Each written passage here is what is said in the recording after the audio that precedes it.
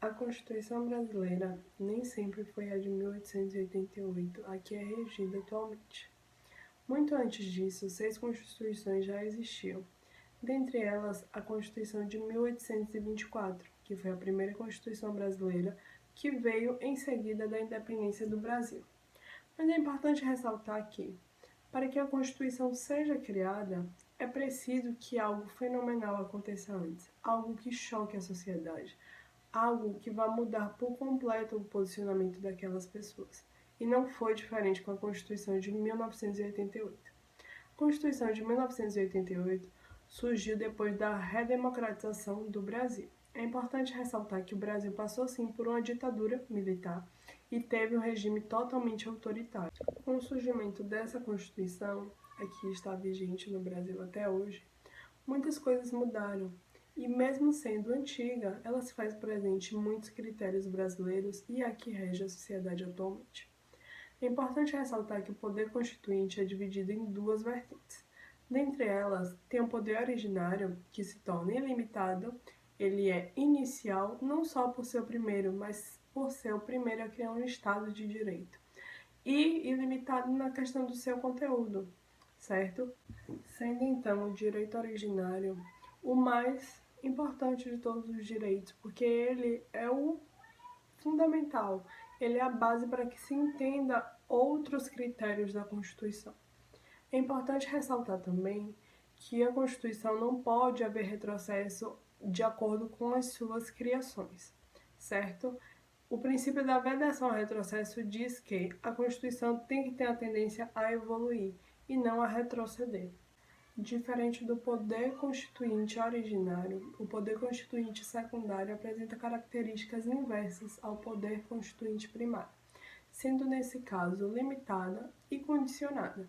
Para que seja feita e para que exista, precisa que algumas condições sejam supridas de acordo com o que está redigida. E nessa vertente de poder secundário, existe um princípio de simetria, que diz que quando a Constituição existe, ela precisa entrar de acordo com a União, com o Estado, com o município. Sendo assim, a Constituição, mesmo que seja independente em alguns pontos, ela gera alguma dependência também entre eles. O poder constituinte secundário, também conhecido como poder constituinte derivado ou de segundo grau, é dividido em 3 critérios: reformador, decorrente ou revisor. O decorrente é responsável por criar uma nova Constituição para os Estados-membros. O revisor é o responsável por fazer uma modificação geral nos dispositivos em questão. Já o poder constituinte derivado, reformador, ele é responsável por modificações específicas efetivadas por emendas constitucionais. A emenda constitucional é responsável por modificar, substituir ou suspender normas dentro de uma Constituição, e com a Constituição Brasileira Federal não foi diferente. Nesse quesito, é importante ressaltar que nem sempre foi dessa forma. As emendas constitucionais, também conhecidas como PEC, surgiram no ano de 1787. Antes disso, é comum ouvir relatos de que, para que houvesse alguma mudança dentro de uma Constituição, era preciso que as pessoas fizessem de forma plausível algum tipo de defesa em cima do que deveria ser modificado, sendo que, em alguns casos, era motivo até de guerra. A Constituição não recepcionava novos textos. Para que a emenda constitucional seja aprovada e aplicada, é preciso que alguns pré-requisitos sejam cumpridos.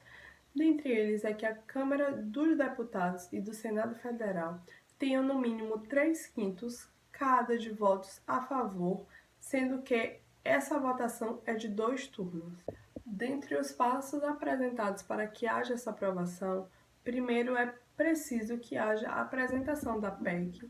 Depois, a Câmara de Deputados envia para a Comissão de Constituição e Justiça e de Redação. E logo em seguida, vai verificar se houve ou não erro com base no que foi apresentado na PEC. Se não houver erro, é vista outra análise, logo vai para a votação dos deputados. Quando chega no Senado, passa por esse mesmo processo e, se for aprovada, acaba virando lei.